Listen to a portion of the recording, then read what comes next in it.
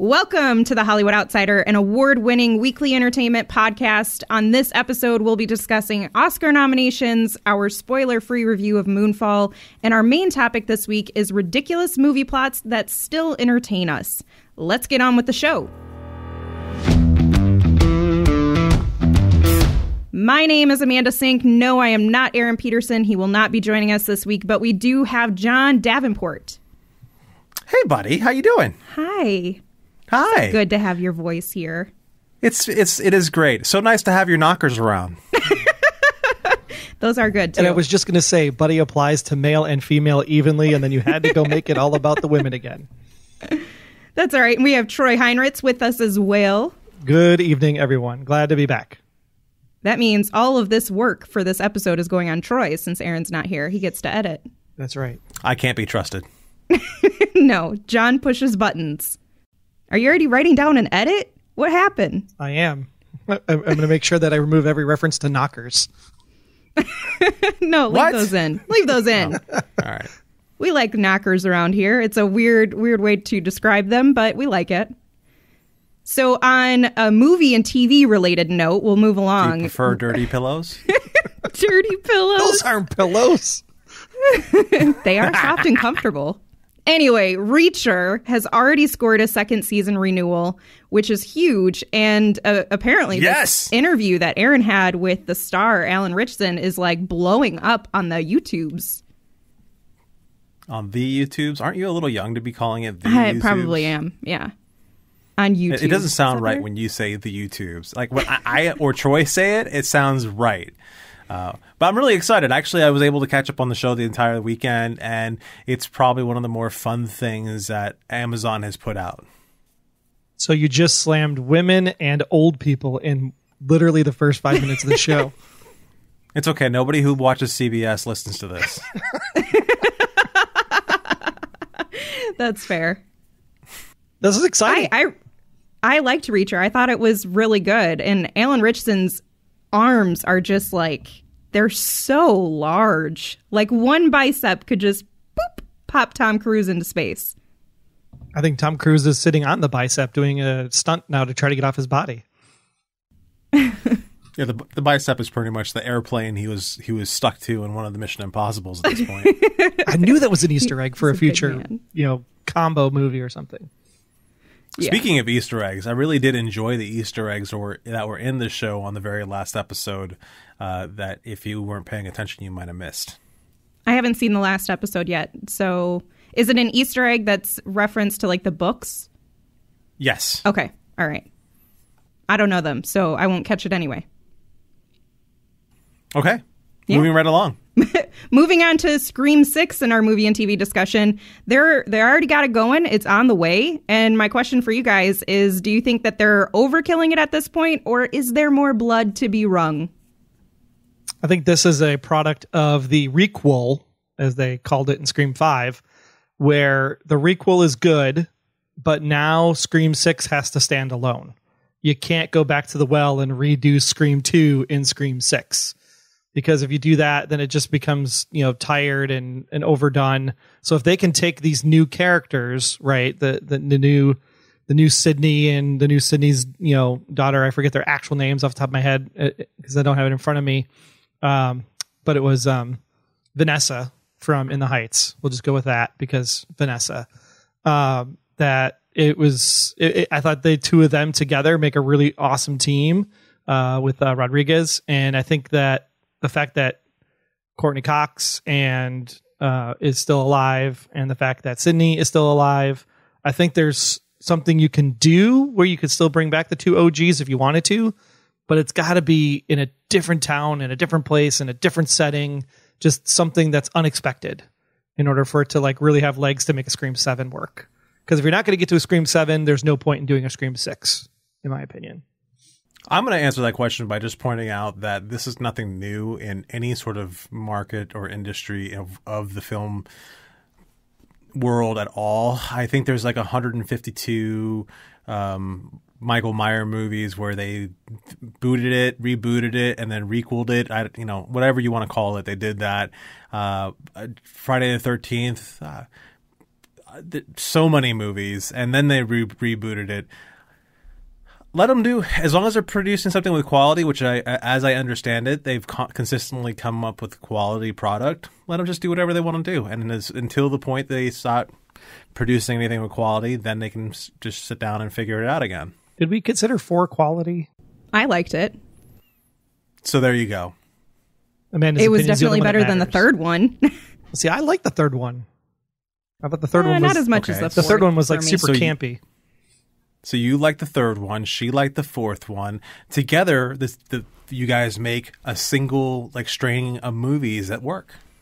Basically. Yeah. I mean, this is the part of the horror genre too, like endlessly bringing back these franchises, especially when you have a slasher film. Like, it's not the same thing as Michael Myers, and it's not the same thing as Jason Voorhees, but to bring new iterations to it, to bring new characters, they've already introduced us to them. I think they did a smart thing by bringing what they refer to legacy characters back and introducing these new characters that we can now buy into and follow.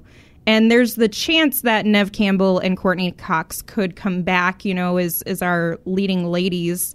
And who knows if it'll happen or not. But, they will probably be in just like a cameo sort of capacity. But it's always been about the medium, right? So it was Gail wrote the book, and then there was Stab. So there was a movie that was being made about the murders. So is Scream 6 going to be a podcast? I was just thinking that would be a lot of fun if it somehow or I don't know if they can like call in or something, and maybe the killer's like, what's your favorite scary movie?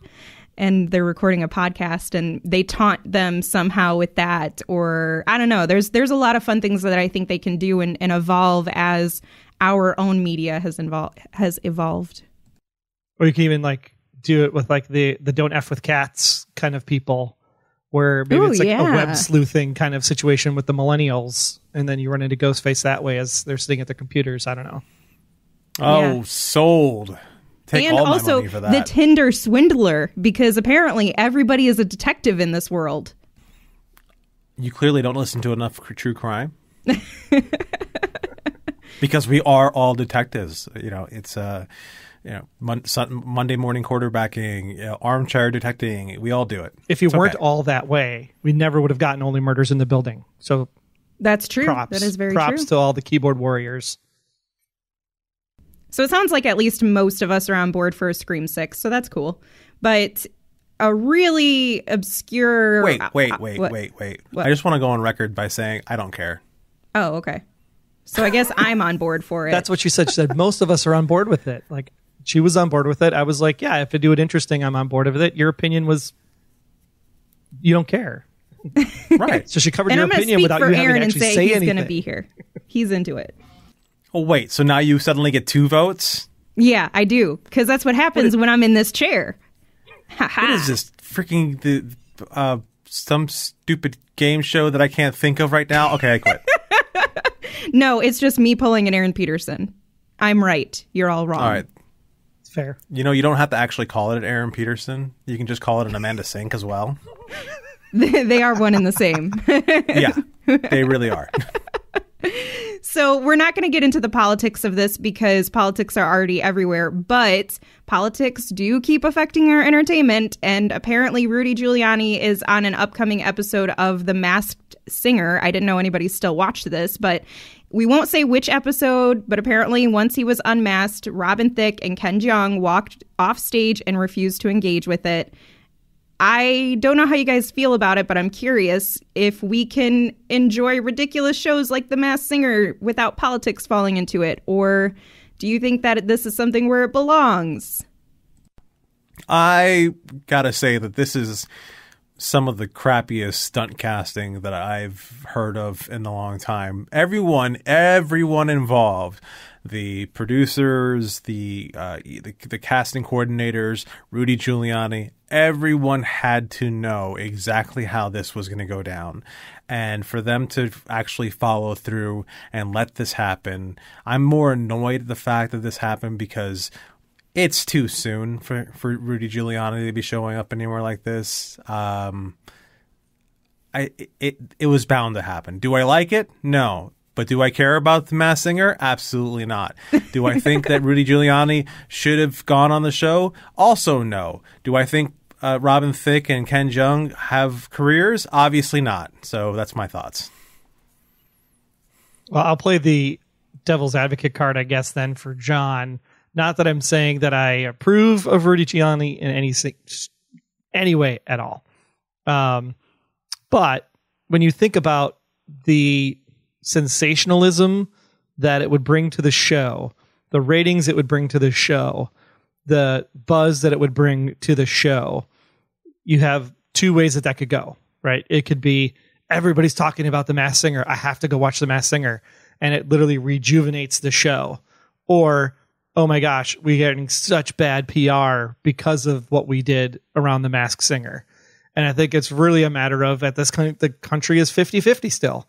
And because the country's 50-50, it's still there's no such thing as bad press, just spell my name right. And everybody is talking about The Masked Singer. So I think that it's not so much about the fact that, Thicke and Young walked off the set.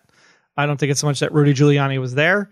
I think those are their own personal drives and opinions, and they can do what they want. The question is what is actually going to air? And I think that's the thing that we still have yet to see is, are they actually going to show them walk off the set? Are they going to have a disclaimer before the episode starts? Are they going to have a conversation piece when they come back onto the set? Until the final product actually hits the screen, I don't think there's much to talk about here other than everybody is talking about The Masked Singer. So PR move, perfectly nailed it. Okay, I have to ask, is there anyone who really cares about Rudy Giuliani, like actually likes him? Because I know there's people who will say like they'll probably defend him just because of political alignment, but does anybody actually like him? I've never met anybody, even on more conservative sides, that have been like, yeah, Rudy. So I just feel like this was just a really odd choice just to get publicity, to Troy's point. And I'm also of the mind of like, I'm so exhausted with politics being introduced into entertainment in general. Like, that's why I don't even watch SNL anymore, because I'm tired of it. Regardless of how any of us feel, I'm just beyond over having politicians and lawyers and all of these people who are involved in politics take part in our entertainment in any capacity, because it's just too... It causes a further divide. And I feel like that's all the intention is just to, well, we know it's going to divide people, so we're going to get publicity, so then that's fine. But it's like, nah, man, I don't think we need this. I don't think anybody was sitting around like, yeah, let's do this, other than the people who are like, our ratings are shit, so let's try to figure out how we can get people to talk about the show again.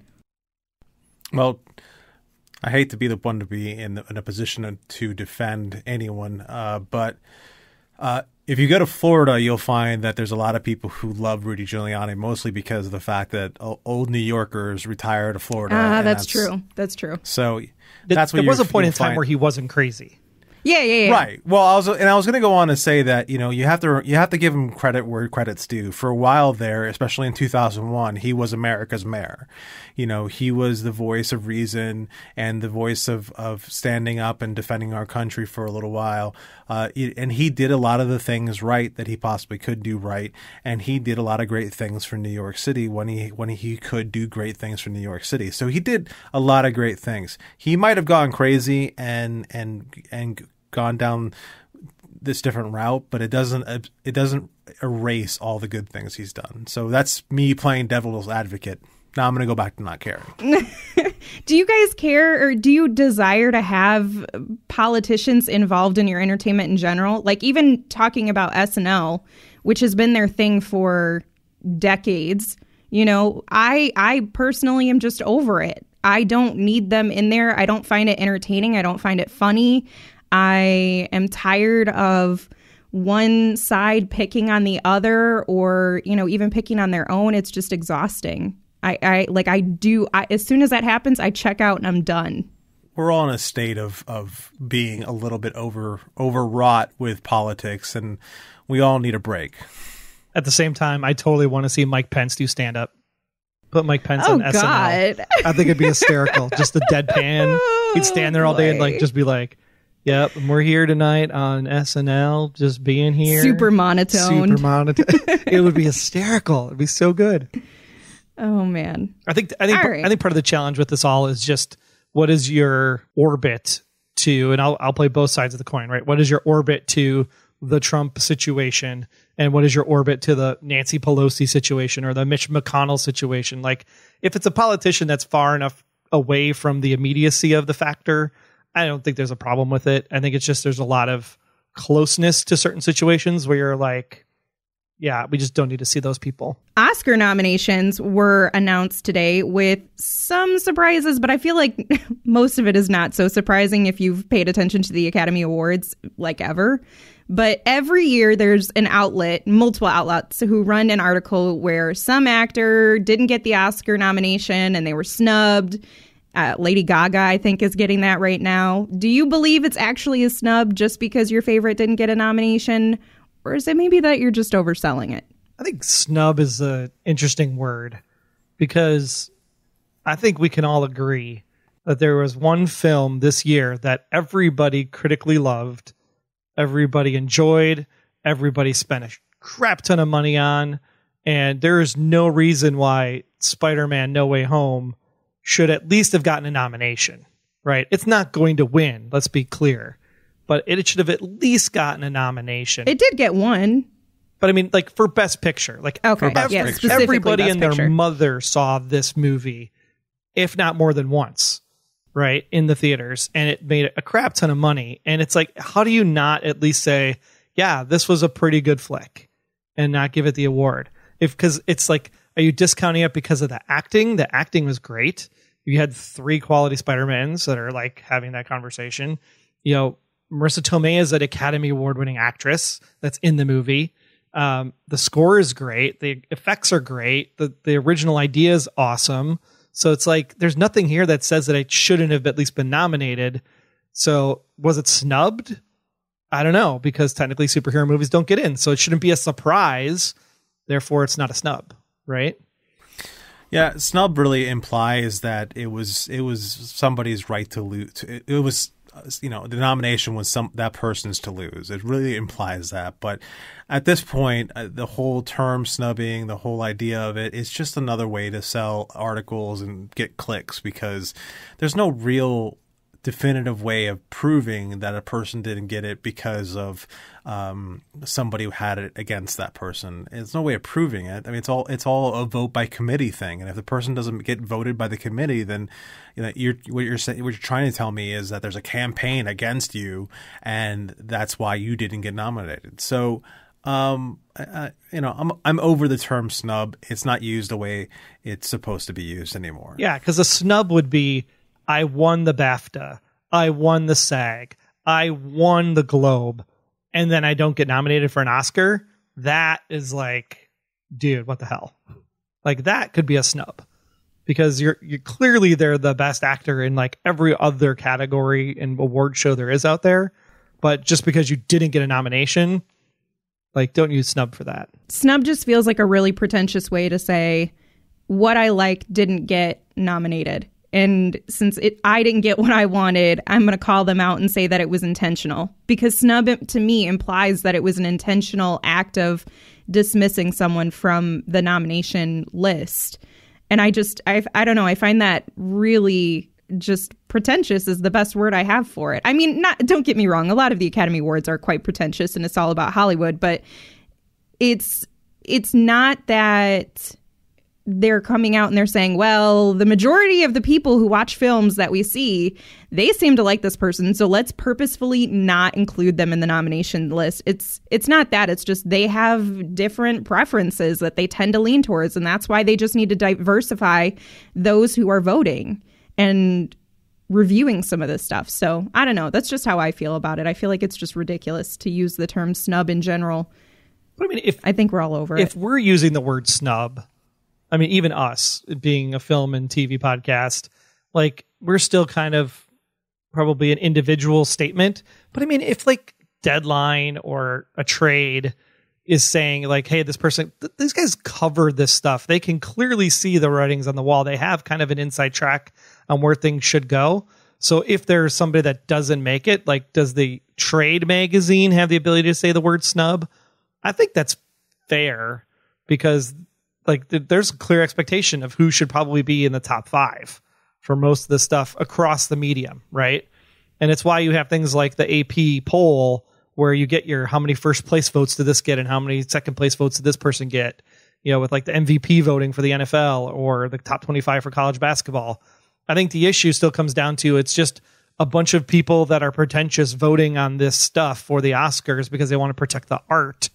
And I think that there should still be some level of, you know, at least the trade magazines and the writers of the trade magazines, like they do for the AP and the sports writers, like they get to at least weigh in and at least have one nomination that comes from the field rather than just from the Academy itself. I don't know. I like the description you said earlier where, you know, if somebody won so many things and then they didn't get the nomination, that poor person's kind of like Nancy Kerrigan getting kneecapped by some dude. Totally. Through.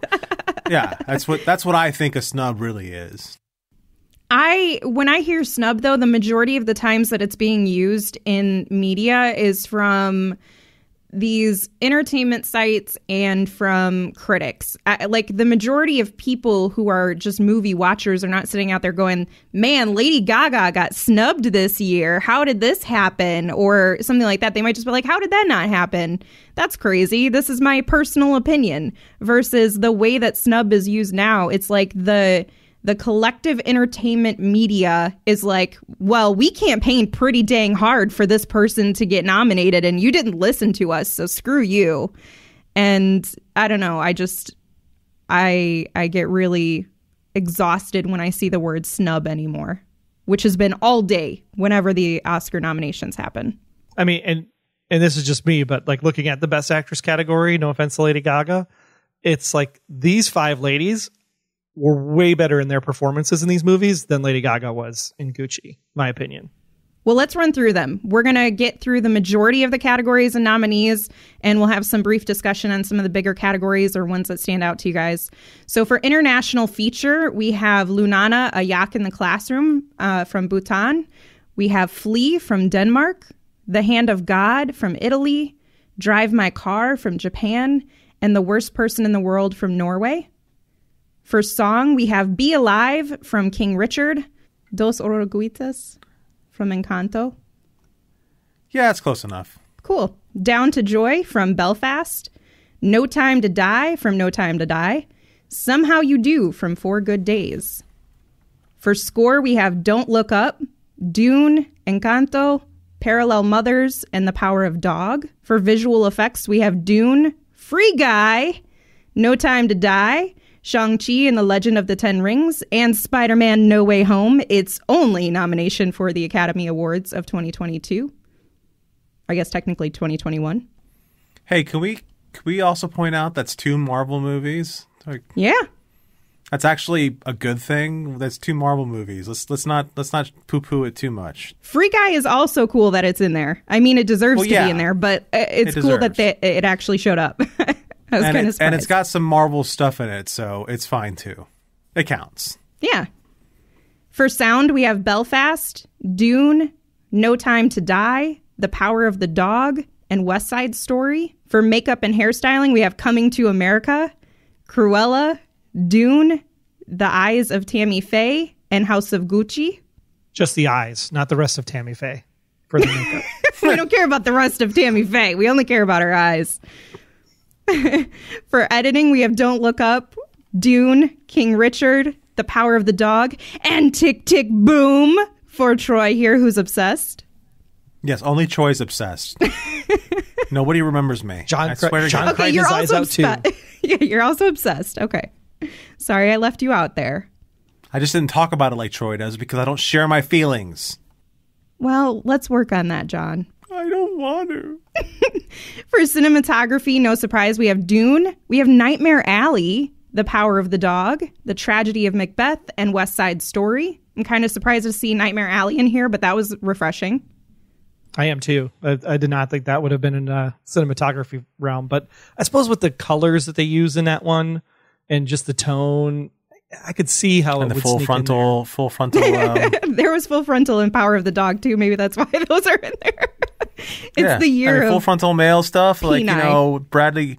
Bradley Cooper. I heard people were just disappointed. So, I mean, it was in the bathtub. I don't think it's really that significant. You know what I'm surprised isn't in here, though, on that same token of cinematography is Last Night in Soho. I think that one would have been a good one to include. Agree.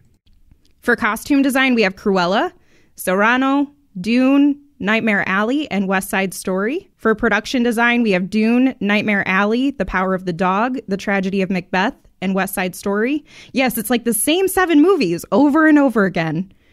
For animated feature, we have Encanto, Flea, Luca, The Mitchells versus the Machines. That was a great one. And Raya and the Last Dragon. And Luca only got in there because he needed 5 to fill out the category. No, Raya and the Last Dragon. Dude, you shut your mouth. Raya and the Last Dragon is a gem. Fight.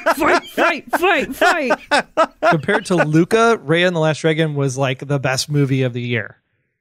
Okay. All right. That's a little extreme. For adapted screenplay, this one gets me really excited to see. Coda, which was my favorite movie of 2021, is in here.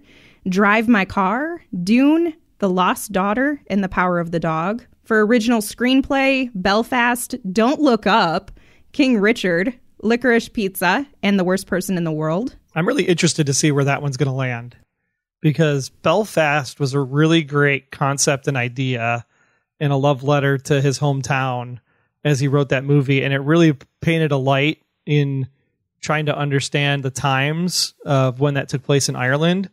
And then, giving the whole Venus and Serena Williams story around King Richard, I think is a fantastic idea, just to see like what it takes to be a champion and to come up with that idea. I think that's really great too. And then Don't Look Up is just so freaking like bonkers, yet original, yet not original, because it's literally a documentary on our lives of 2020 and 2021. This is a category I really don't know who's going to win, to be honest. And there's a lot of love for Licorice Pizza and The Worst Person in the World. Those two get a lot of praise.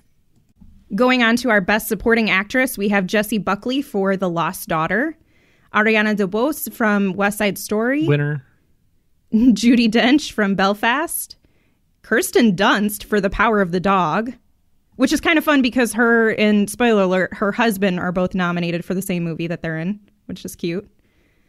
And Ingenue Ellis for King Richard, who was the only competitor to Ariana.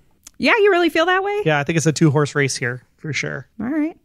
For Best Supporting Actor, we have Ciarán Hinds from Belfast, Troy Kotsur from Coda, Jesse Plemons for The Power of the Dog, J.K. Simmons being the Ricardos, and Cody Smith-McPhee for The Power of the Dog. For Best Actress, we have Jessica Chastain for The Eyes of Tammy Faye, Olivia Colman for The Lost Daughter, Penelope Cruz for Parallel Mothers, Nicole Kidman for Being the Ricardos, because it wouldn't be a year without her being nominated or something, and Kristen Stewart for Spencer, which is wild. Academy Award nominated actress Kristen Stewart. My, how her career has flourished. Good for her. I think it just goes to show that when people are talking about snubs, like people underestimate. Like Kristen Stewart, yeah, gets made fun of because of the Twilight stuff, whatever. But I mean, the fact that she has such a range of characters that she's played tells you the type of actress that she is. Jesse Plemons in supporting actor category is the exact same way. You do not think the guy from Friday Night Lights who's in a band called Crucifixtorious is going to be in. I'm sorry, what? The band name is called Crucifixtorious is the name of the band name in the show. Oh, it's great. But yeah, like when you think about Jesse Plemons' career and all of the different characters he's played, like it's about time these two people actually get their due and get nominated for their craft. Couldn't agree more. For Best Actor, we have Javier Bardem for Being the Ricardos, Benedict Cumberbatch for The Power of the Dog and his Full Frontal, Andrew Garfield, Tick, Tick, Boom, winner, Will Smith for King Richard, and Denzel Washington for The Tragedy of Macbeth. I really hope Andrew does win this. The amount of work he put in watching, old footages of Larson and just the vocal work that he had to do over the course of a year. I mean, you watch any of the backstory on Andrew and what he had to do to get ready for this. I mean, it's like the level of effort that you would have seen from Joaquin to get ready for Joker. I really hope that, you know, it goes the way that it goes, because Andrew deserves it. I mean, I was like shocked, like literally the first time I heard 3090 and he hits that, what can you do? It was like, holy crap! Like, dude, that dude could sing. Spider-Man should have been singing the whole time to Gwen. I don't understand why he wasn't singing in the movie, because he's so good. But you know, Will Smith is like the safe bet. You know, I could see Denzel pulling out a win here also for Tragedy. I don't know if I do. I feel like Denzel, as much as we all love Denzel and we have a lot of love and range for him, I just don't see them. I don't see the Academy in particular, because it's just them, that I don't think that they would pick him. I don't. Yeah, I mean, which is unfortunate. I think it just depends on how Being the Ricardos does in like some of the lower categories, if there's like a run on the table here to get up to this point. I think it'll be Benedict Cumberbatch or Andrew Garfield, because Benedict Cumberbatch had a really wild character in that movie, and he did have a great performance, not to dismiss any of the others, but that's just my thoughts. I think he might pull it.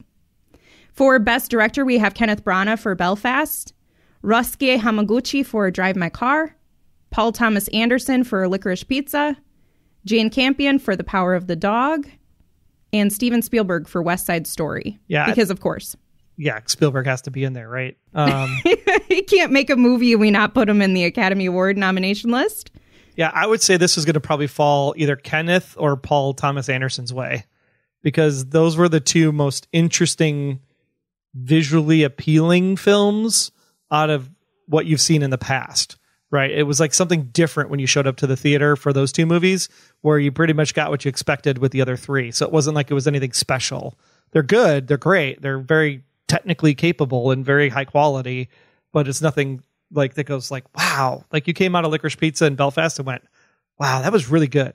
For Best Picture, we have Belfast, Coda, what? Don't Look Up, which is bizarre that it's in Best Picture, but I'm not even going to get started on that. Drive My Car, Dune, King Richard, Licorice Pizza, Nightmare Alley, The Power of the Dog, and West Side Story. Any surprises for you guys in here? Dune. Why is Dune here? Why do we care this much about Dune? Why is it getting like some of the other stuff I get? Oh, it was okay. Spider-Man was pretty too, and it got a nomination earlier. So why isn't Spider-Man movie here? Theaters.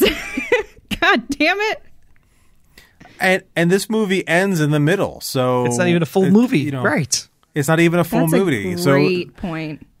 It's got a beginning, it's got a middle. That's all this movie has. It doesn't really have an ending to it, because we know that there's more to the story. So they just kind of walk off. If they didn't make any more Dune movies after this, then it'd be like, what the hell? That's a garbage movie. So I don't understand why Dune is here. It should be replaced by something like Shang-Chi or Spider-Man or something else. If they're going to put a high fantasy or high science fiction kind of picture in here, they might as well go comic book on it, because Dune does not stand well on its own 2 feet.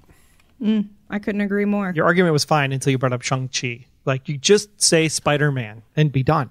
Shang-Chi was amazing. I get it's not Spider-Man No Way Home sort of levels, but it was still pretty great, and it's definitely better than Dune. Oh, it's definitely better than Dune, but it doesn't belong in a Best Picture nomination. When you have Spider-Man, that does belong in the Best Picture. Man. You can make the case for Spider-Man being in the Best Picture conversation. You can. Yes, you absolutely can. I'm really shocked that Coda made the list. I am very shocked, but I am incredibly pleased. Like, I was ready to cry. I was so excited to see them get that sort of recognition. Because, sad Amelia Jones didn't get her nomination, but... Did it get released in the theater? That's the only thing, because it was an Apple TV thing. So it's like, did it actually show up in a theater to qualify? It had a film festival release. Does that qualify? Well, they changed it for COVID, so it doesn't really matter. It didn't have to have a theater release. Yeah, that's true. Yeah. But so what's really great about this lineup, though, of these 10, it's like I have seen 9 of the 10. And I think that's something that's changed with this year's nominations. Like, I feel like these were accessible movies that have been out long enough that there's enough people that could have seen these pictures and make like a real case for the run versus like something that came out in January that somehow qualifies when it really wasn't in the year that it was supposed to be nominated for, or is like released in like 2 theaters over Christmas for like one weekend. So I think this is actually a pretty solid list this year, and I'm really interested to see where it lands.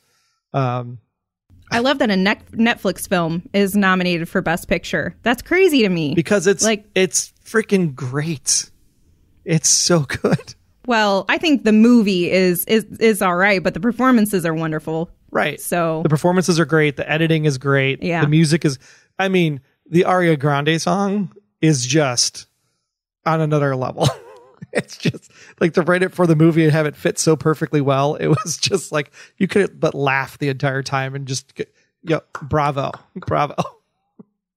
It's just so great. And the ending, oh my gosh, the ending after the credits, both of them just cray, but so good at the same time. I see Licorice Pizza winning though.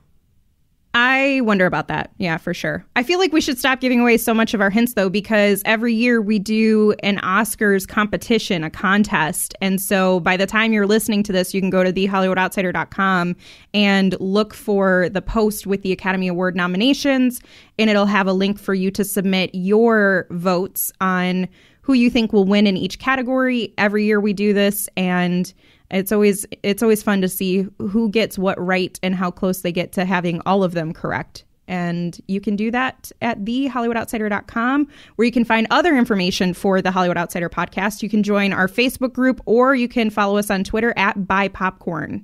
Patreon! Our show is independently funded, and therefore all of our expenses are from our own pockets. And Patreon helps fans support their favorite podcasts, like this one. Once you sign up, you get immediate access to all content in your respective tier. We want to welcome David G. and Doug C., both who paid for the whole year. So we are absolutely committed to Patreon, and we love you guys and welcome. Now that you understand what it is, you can support the show and go to patreon.com/The Hollywood Outsider. That's patreon.com/The Hollywood Outsider. Thank you to our existing patrons as well. I was thinking right there at that moment of Patreon, when do we want to start bringing up the fact that we've actually scheduled the Hollywood Outsider Cruise 2023? What a great introduction to that.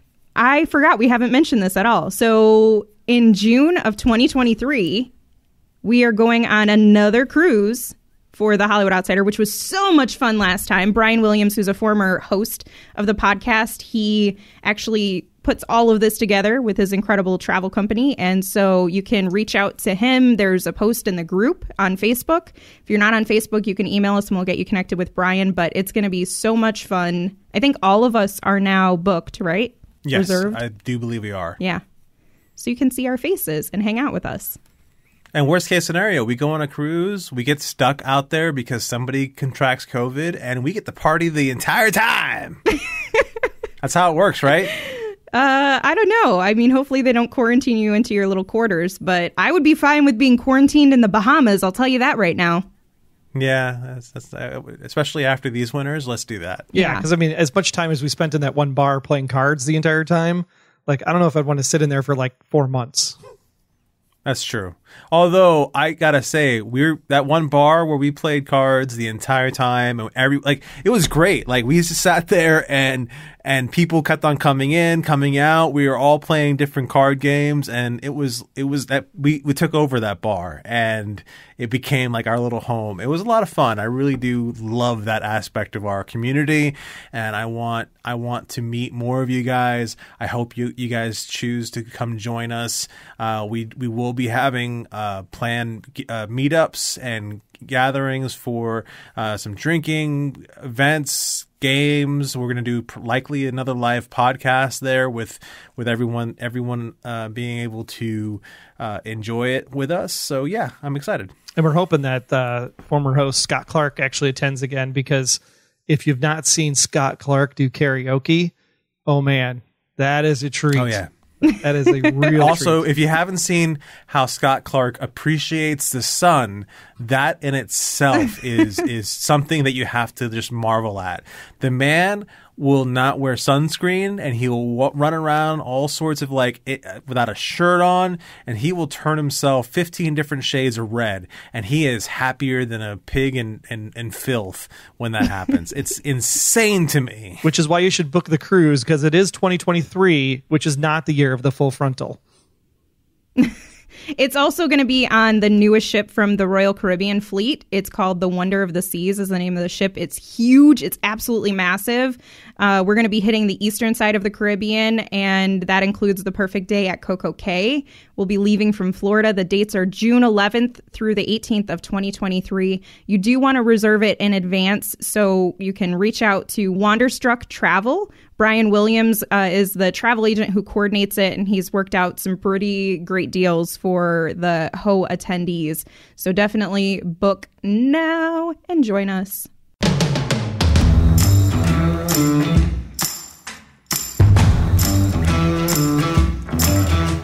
Moving on to our spoiler-free review of Moonfall.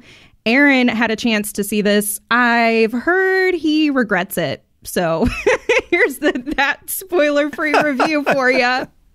Hey guys, it's Aaron Peterson here. I am off this week, but I saw Moonfall before I ran away from the shame of going to see Moonfall. I like disaster movies. I really do. Independence Day is a lot of fun. 2012 was fun. The Day After Tomorrow was a good time. You know, there's something about destroying the world that I think we can all get behind. I mean, go look at your local park. I think you'll get the point. We're all kind of behind destroying the planet.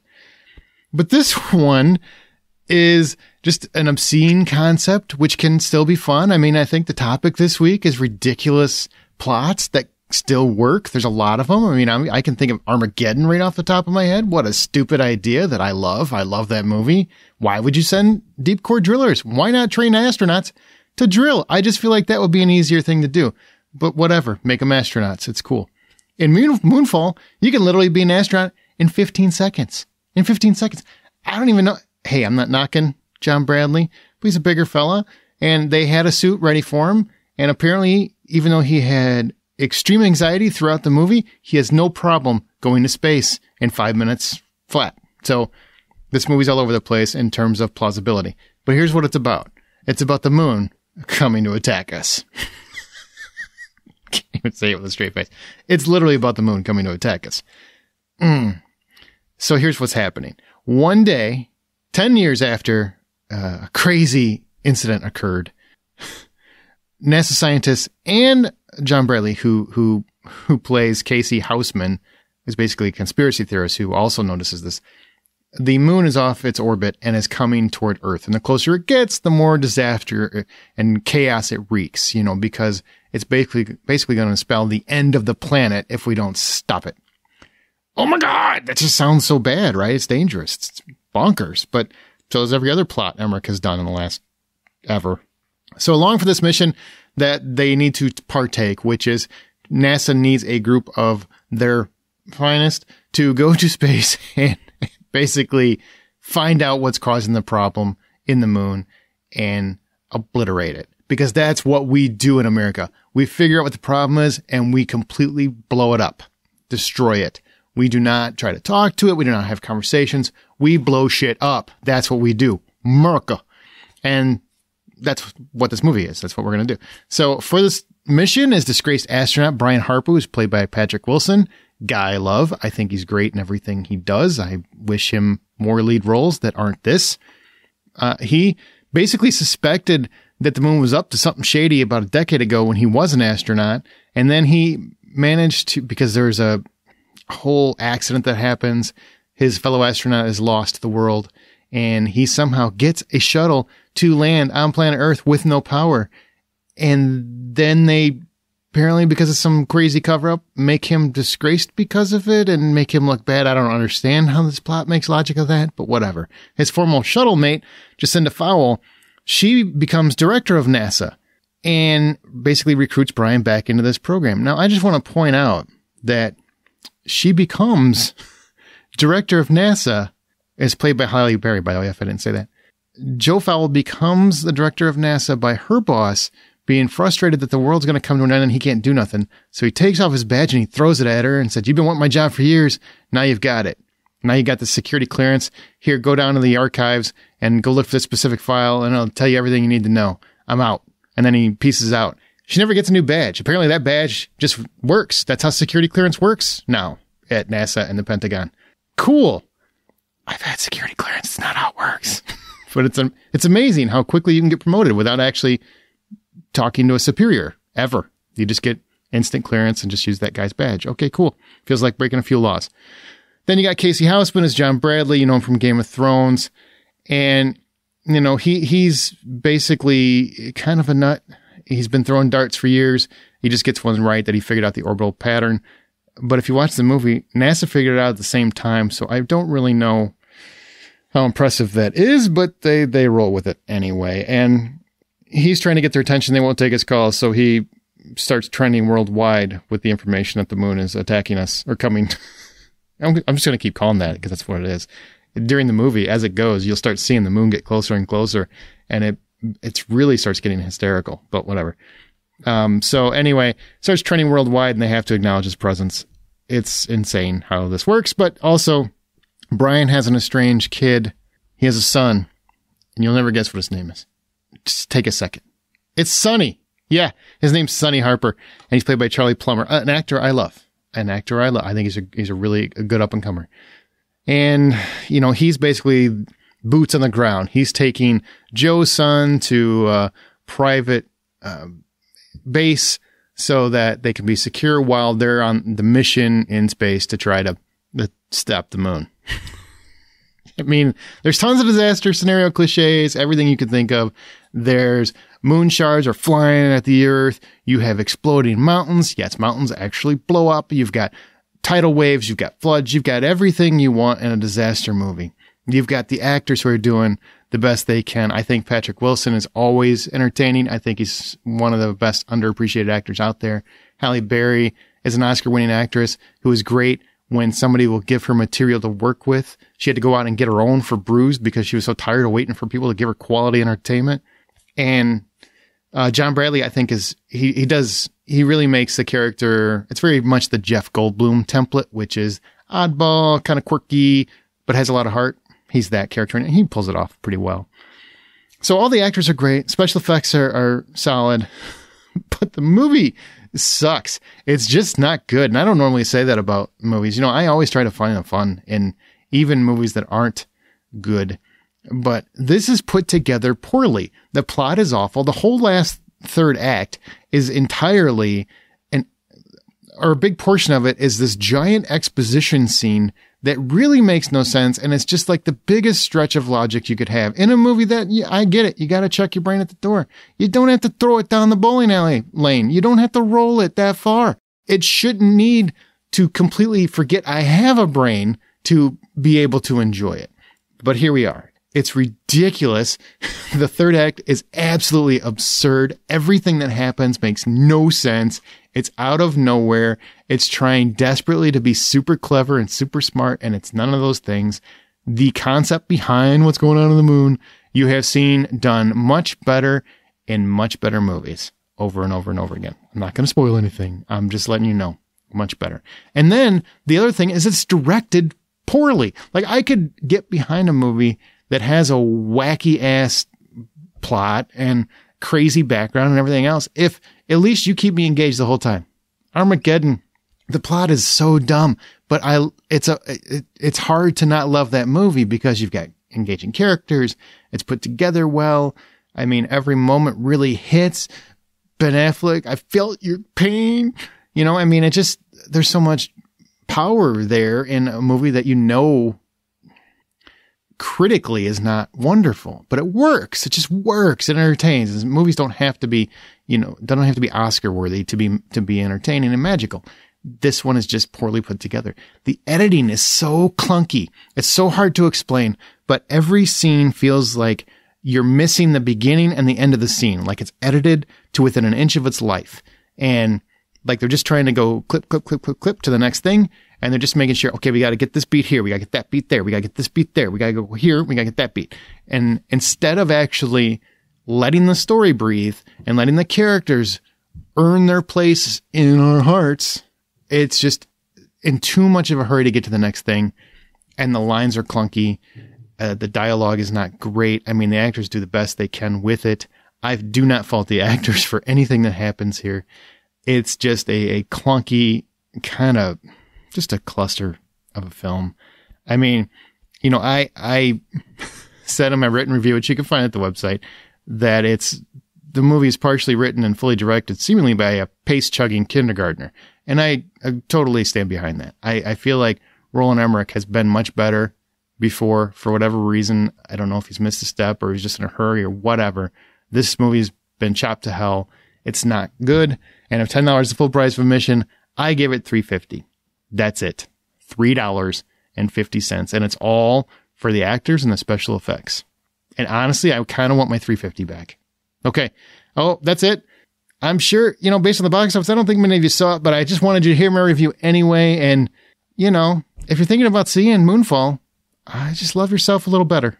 Take care, guys. See you next week. All right. And any recent film or TV recommendations not previously discussed? Apparently, everybody was putting out some more lists around like some of their most favorite TV shows. And I had a friend also mention this, the show Yellow Jackets on Showtime. This wasn't on my radar at all. I don't have Showtime. I think we've talked about this, and I still haven't seen Dexter. So I did plunk down for the 30-day free trial through Apple directly, which I thought was awesome. And I thought it was going to take me 30 days to finish Yellow Jackets. I ended up watching all 10 episodes of Yellow Jackets in 24 hours. Oh, wow. It was riveting and interesting. And I sat back and I was just like, what just happened? And for those that are not familiar about Yellow Jackets, the log line would be a female high school soccer team wins the state championships and flies to nationals in Seattle and crashes in the Canadian wilderness. 20 years later, the survivors are now being haunted in their daily lives about what happened, quote, out there, end quote. So yes, it's kind of a ripoff of Alive, the movie where the soccer team crashes in the Andes. And then they, of course, you know, we know how that ends if you've seen the movie. So you can probably figure out how this is going to go as well. But I thought it was riveting. The only thing that I felt let down by the finale. The finale clearly was setting up a season 2, and there was just the payoff that I was expecting. And I guess, and again, yes, it's expectations, but I was just, you know, after, you know, HBO stuff that they have at the end of season 1s, it's just, there wasn't that, you know, kind of feeling at the end of the first season. I don't know how I feel about watching shows that end in disappointment with like the finale. It was disappointing. It was just, there was just something you were expecting to be resolved, and it just wasn't as, wow, you know, it was just like, oh, okay. It's so kind of anticlimactic. Yeah. Like for 9 episodes though, like on the edge of your seat the entire time. And you're just like, what's going to happen next? See, that bums me out though, man. I don't know. I'll give it a shot because I've heard really great things about the show. Well, I sat down and enjoyed something on Peacock. It's a show called Vigil. It's actually made by the same producers who created the Bodyguard. You have a Scottish detective who's been called to investigate a murder on a submarine, and it becomes something pretty in depth as far as a investigation goes. It's pretty intense. I really enjoyed it. It's only 6 episodes, and it's on Peacock. Awesome. I watched The Tinder Swindler. Yes! I'm so glad you did, because I was like, someone's got to watch this. I'm so glad you watched it. It's so wild to me what people get themselves into, and just how...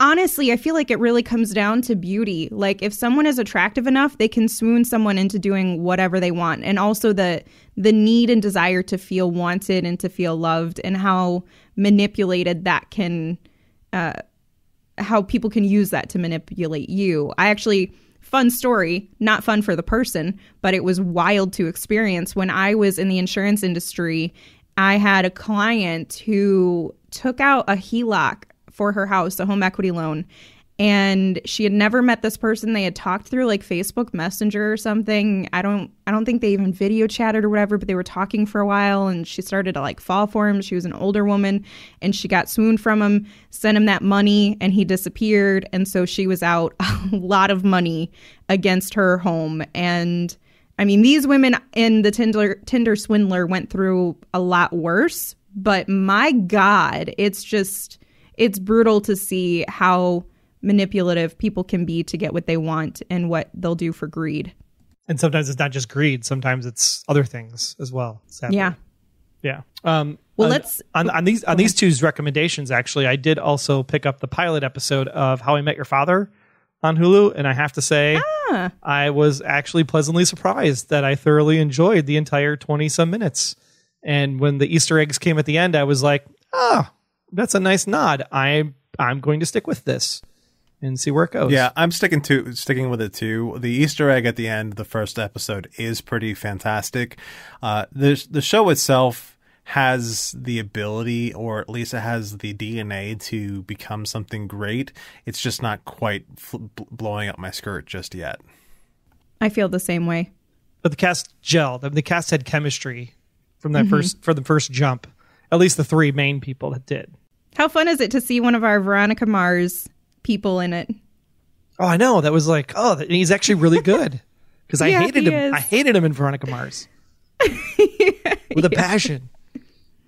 Yeah, you're not alone.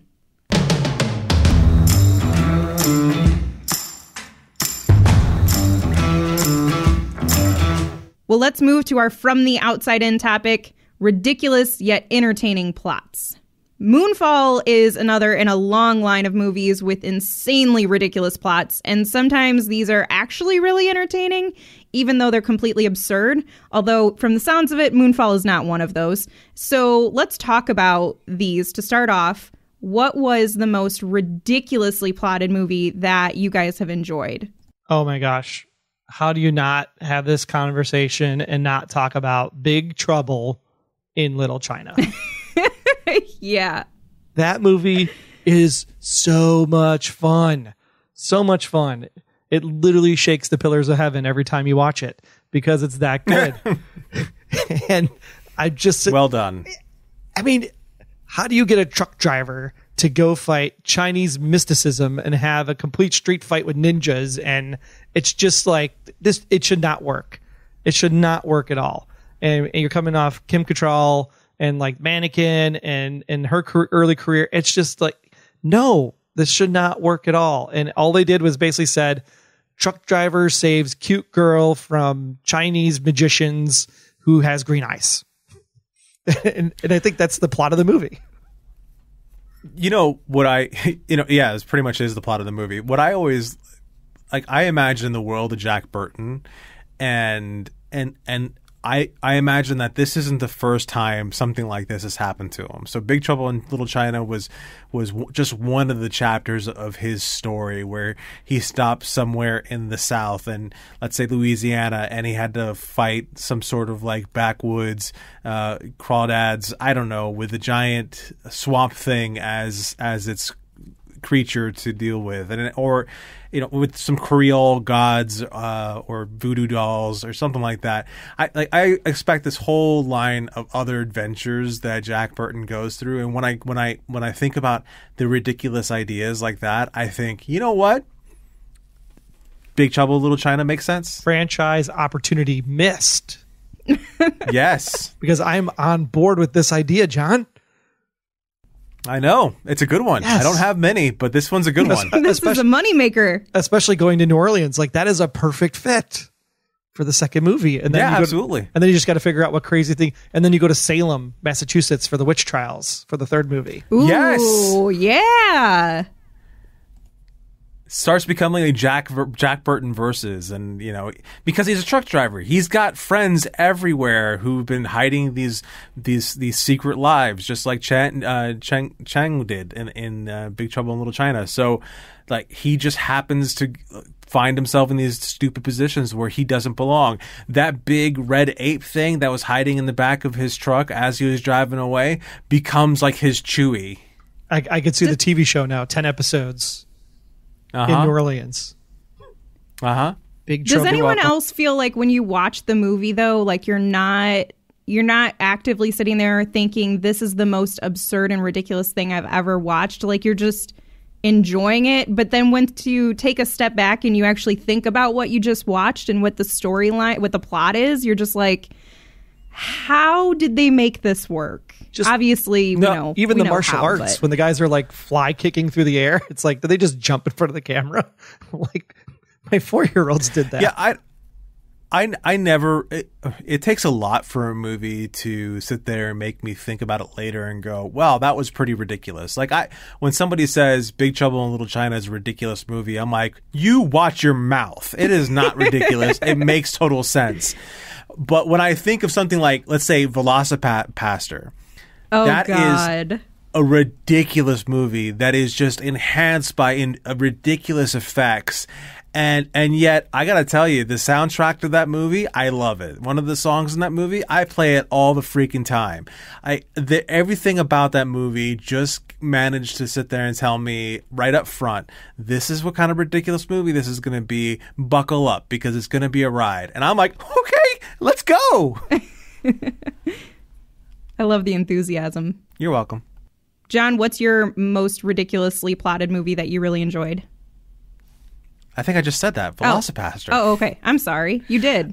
I was just having a conversation and I snuck it in there. I know that we're not used to doing that. I know. But that was very smart. What about you, Amanda? What is your most ridiculously plotted movie that you never thought of?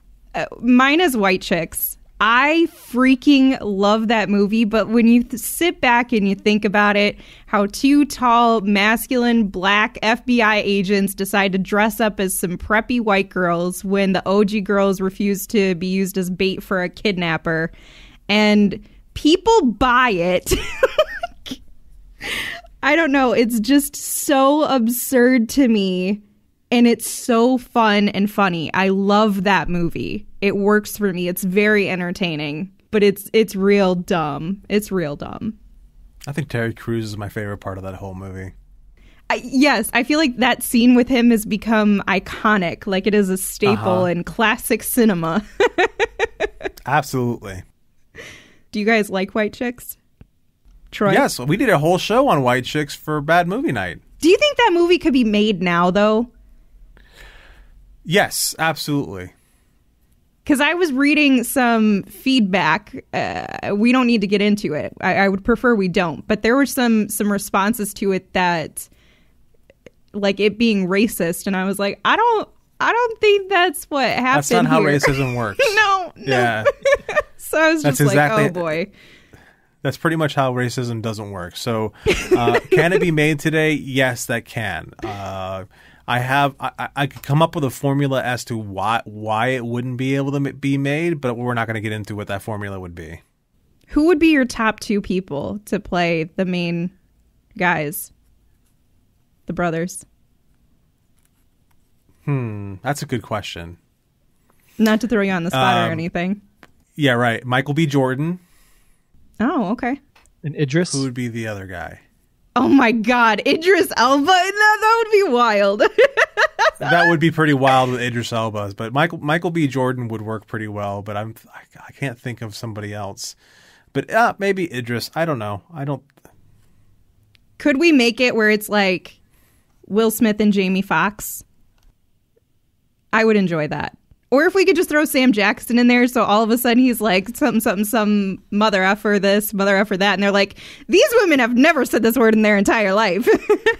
Yeah, that would really never work. It would be so funny. He shows up and he's already that way, so then he's like, this is my idea, you guys. Get the hell out of here. Okay, yeah, but the thing is like the Wayans brothers. I can buy them putting on a mask and makeup and all of that and looking like somewhat attractive, weird looking white chicks. I can't buy super tall and just yoked like crazy. I can't buy Sam Jackson putting on a little bit of a mask and makeup and hair and all that other stuff, and people actually buying that he's anything other than a turtle in disguise. So it's not going to work. I could see Kevin Hart doing it. I could see him having a lot of fun with it. Yeah, maybe Kevin Hart. All right. Moving on. Now that we've talked about that enough. Why do you guys think it is that we can forgive a movie with a super ridiculous plot like the ones we just talked about, but audiences can be very snobby about other films? For me, that's one of those things that becomes if they do the buy-in solid enough, if they tell you right up front what kind of movie you're going to be looking at, like Velocipaster really leaned on how cheap they were going to make that movie right away, because they sat there, instead of like showing the actual fire, they had like the fire noise. The car blowing up, they had the fire noise, and they put a card over where, like a placeholder over the car that says placeholder for fire on car, and you go, all right, I know what I'm in for now. I watched it like 3 times going, did I get like a distribution copy or just a review copy or something? I know. No, that's what the movie's really like. If they find some sort of way of convincing me with a gag, or if they just lean 100, like Big Trouble in Little China is a great idea, as far as they just let the weirdness progressively get worse and worse, to the point you're like a frog sitting in boiling water. You know, you don't realize that it's happening to you until it's too late, and all of a sudden you don't care because it's just a blast. Yeah, and I think we can forgive it when you go into it knowing what's going to happen, right?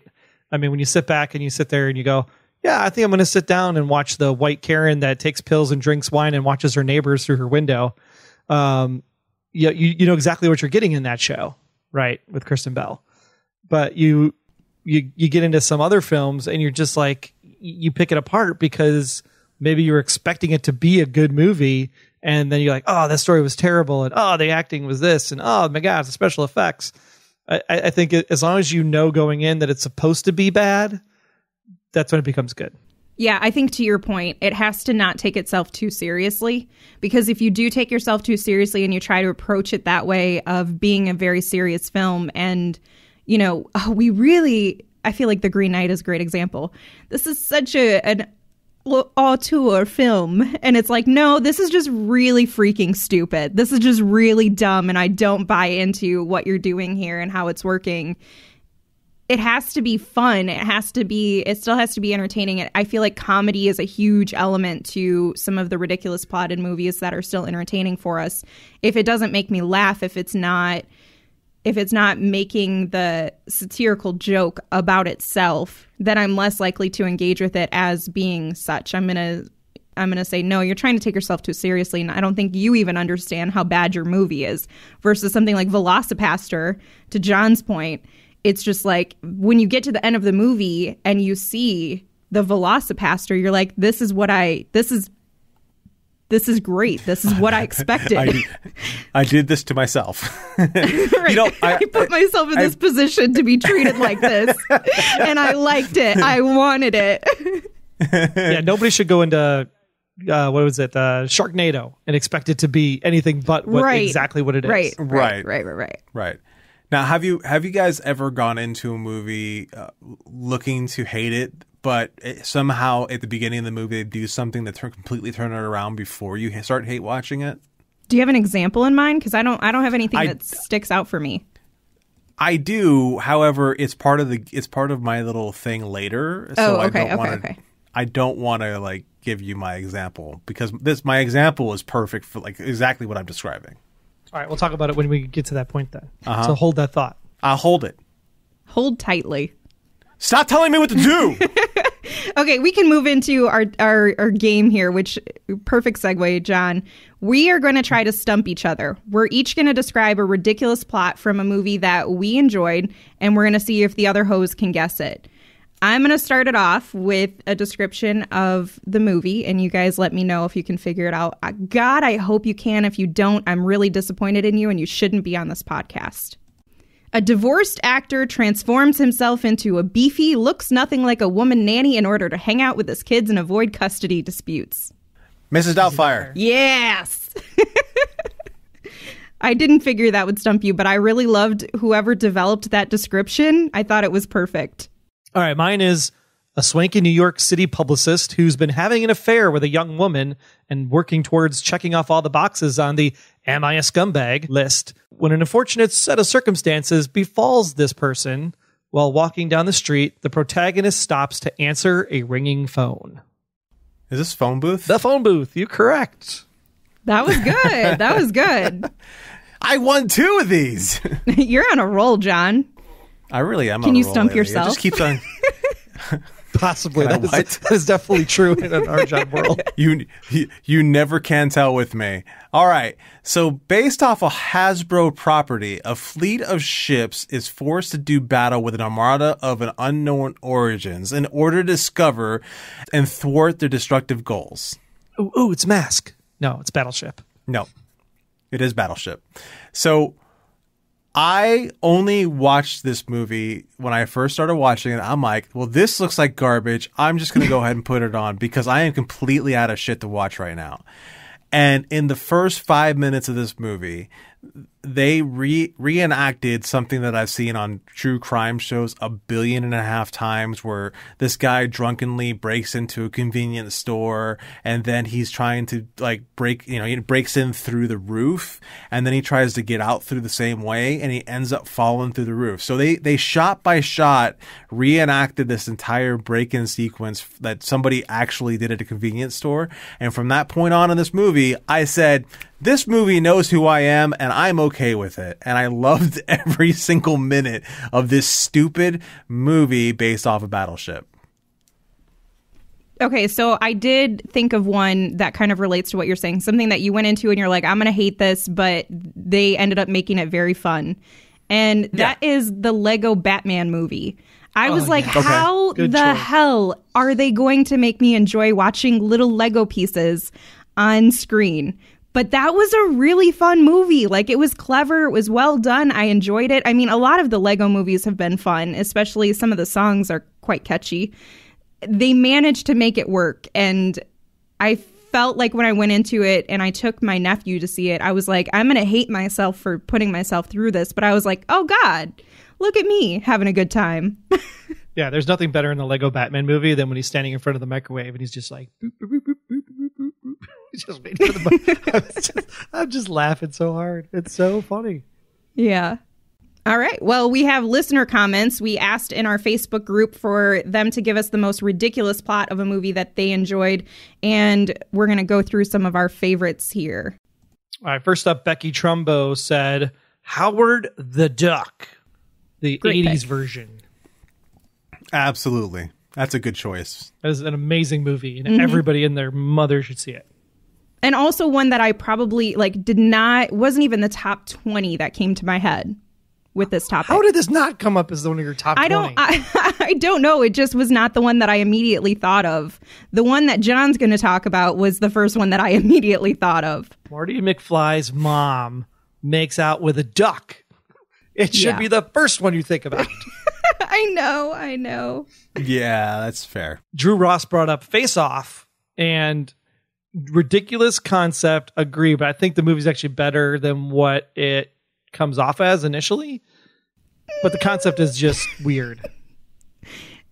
It is. Okay, so I saw this movie for the first time last year.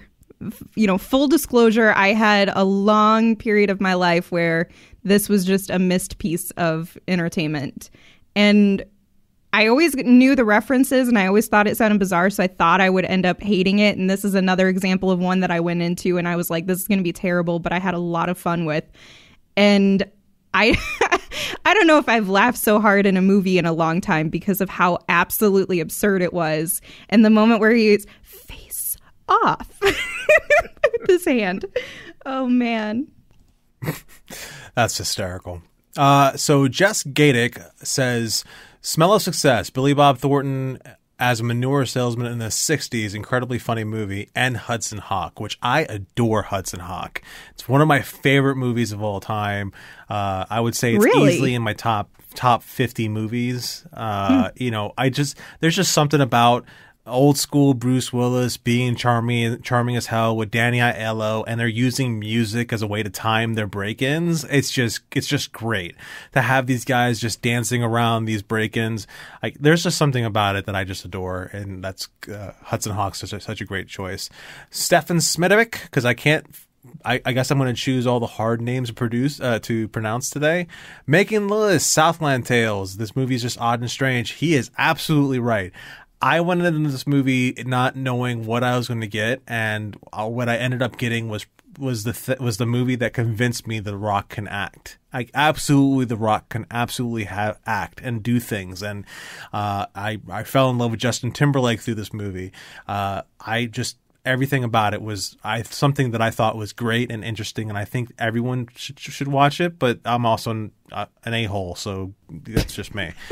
He also goes on to say, Under the Silver Lake, Love Me If You Dare, Perfume, The Story of Murder, which I mean, that kind of title I have to watch, and Baxter, French movie told from the dog's perspective. Okay, yeah, I'm in. Yeah, those are wild. Ty Nelson says the first two that come to mind are Dude, Where's My Car and Con Air. Those are great choices. Absolutely great choices, especially if you like Dude, Where's My Car. That was one that I don't think any of us really expected to work and be funny, and it was. We have Magnus Broman, who says Attack of the Killer Tomatoes. Oh my gosh, I totally forgot about that movie. Yes. Just what even? He actually put the little poster on it, and it just makes it that much more absurd and ridiculous. I love it. Great choice. Just when you sit there and think about the theme song the whole time. Attack of the Killer Tomatoes. Just like, oh my gosh, what is this thing? And they're like little plush toys that are like rolling down the street. So good. And we'd be remiss if we didn't mention Kyle Nolan's, which is Killer Clowns from Outer Space. That one has to be on the list for sure. That one's insane. They turn into a giant clown. Yeah. Of course, that's where I sort of start drawing a line, but then I forget about it because it's clowns. That's how Insane Clown Posse came to be. Oh my God, ICP. I'm like thrown back to the late 90s, early 2000s, and it hurts. This was a fun topic, but we're nearing the end of our episode already. You can share your thoughts on it or anything else in our Facebook group. It is a private group, so just make sure you search for it and request to join. You can follow us on Twitter @BuyPopcorn, or you can learn more about The Hollywood Outsider on our website, thehollywoodoutsiders.com. You can also email us feedback @thehollywoodoutsiders.com. Rate us and subscribe on your preferred podcast app. If you haven't begun the Spotify boycott, don't forget you can give us 5 stars on there now too. You can find John's artwork on Instagram and Twitter @rjohndraws. You can find me on Veronica's Marshmallows and Smirk, and on Twitter @SinkIntoThis. And you can find Troy on the Blacklist Exposed with Aaron, and you can find him on Twitter @TroyHeinritz. And then you can find Aaron on Presenting Hitchcock, Smirk, The Blacklist Exposed, Beyond Westworld. The list goes on and on and on. And he's also on Twitter @AaronSmirks. Before we leave and conclude this episode, we're going to play a game called What Would Have Happened, which is where one host will give us a scenario, as in what would have happened if Thor had control of the Infinity Gauntlet. And then the other hosts are going to offer their theory on what would have happened after that. So, Troy, what is your scenario? Since we figured that this is the time of unexpected deaths in order to make something so awesome, I said, what would have happened if the DeLorean in Back to the Future 3 with Marty inside never made it to 88 miles per hour and Marty McFly and the DeLorean went into the ravine and careened to their death? Well, he definitely wouldn't have been able to make eyes at his mom. So there's that. Yeah, he would have. Because it's the third movie, not the first movie he's talking about. So the train is pushing the car, and it hits the 88 miles an hour right at the end. If it didn't hit 88 miles an hour, and the train, the car, and Marty all go into the ravine, like, what would have happened? All right, so this is what I think what would have happened, because the movies don't exist without Marty McFly. So we would have seen all of that happen, and then it would have done that whole, like, whether it's a split take or a reverse take or something like that, where it just completely goes backwards, and then it goes back to, it completely resets itself, and it starts to happen all over again. And we see the car start going off into the ravine, and all of a sudden, like, very quickly out of nowhere, you see the pop, pop, pop, pop, like you see in the movies whenever something's coming in from time, and the train shows up, catches the DeLorean, and then leaves. Okay, so instead of the train showing up, later in the finale when Marty's walking by the train tracks. You're saying the train shows up at that point and catches the DeLorean and saves the day. The flying train. Right. Plausible. I'll buy it. Okay. I like it. Yeah. This shit makes my head hurt. Time travel makes my head hurt. I'm sitting here trying to like work through all of this because I'm like, well, if that happens, then this thing doesn't happen. So then does anything ever really happen? Okay, you're still thinking that we're talking about the first movie. No. I know you're talking about the third one because they go back into like the 1800s, right? Uh-huh. Yeah. Right. I feel she's like saying she's having a hard time understanding that Marty moves in time linearly. And so because he's moving linearly, technically everything that he did happen.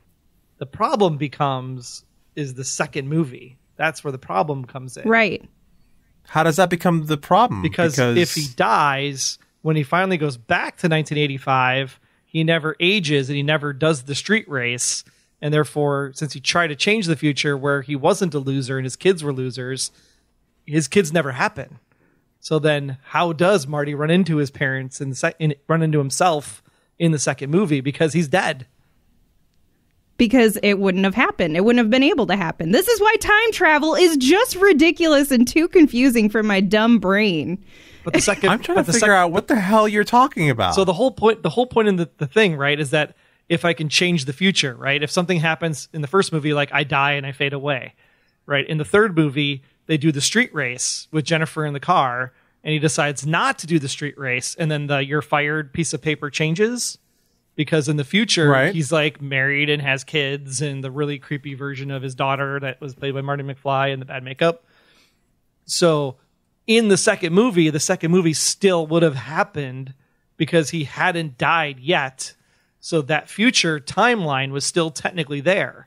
But because in the third movie, if he dies at the bottom of the ravine, what's that future look like now? Because technically the future's changed. So it's like 1987 or 1985 changing like Biff in the second movie. Like you said, it's confusing. See? Now your brain hurts. Like You're welcome. Thanks, Troy, for this. Yeah, in Back to the Future 4. Like, okay, I'm out. So it was nice talking to you all. Have a great night. I'm just leaving. I'll talk to you all later. Troy, you obviously came up with this concept or this scenario because you had something in mind. So what is your thing that would have happened?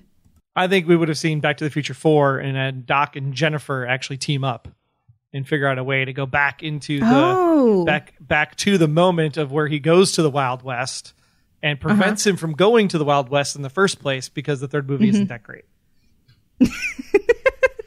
I mean, that's a good point. But then also none of that would have happened. They would have been able to go back and save him, essentially, is what you're saying. Right. Yeah, but they can't go back and make sure the third movie doesn't happen because otherwise, if the third... Yeah, John, you guys, your man. brain hurts. Screw you, Troy. I'm tired now. My brain hurts. And you're going to think about it for like the next week and go like, well, what if that happened? Probably. No, I promise you, I am not going to think about this ever again after this conversation. I am not going to just turn my brain into whatever it takes to figure out how shit works in your goddamn skulls, Troy, because you can't.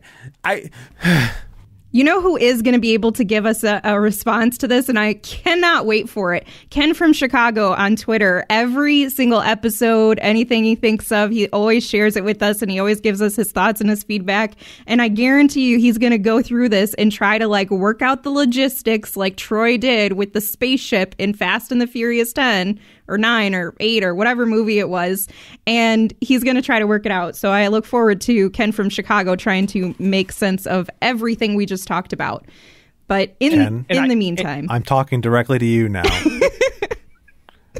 Don't do it. Okay? I'm just jumping in here and trying to talk to you. Just mano a mano, man to man, that just don't give Troy the satisfaction. Don't give him what he wants. Don't play into his hands. Just don't. That's all I got to say. Unless you really want to, then go for it.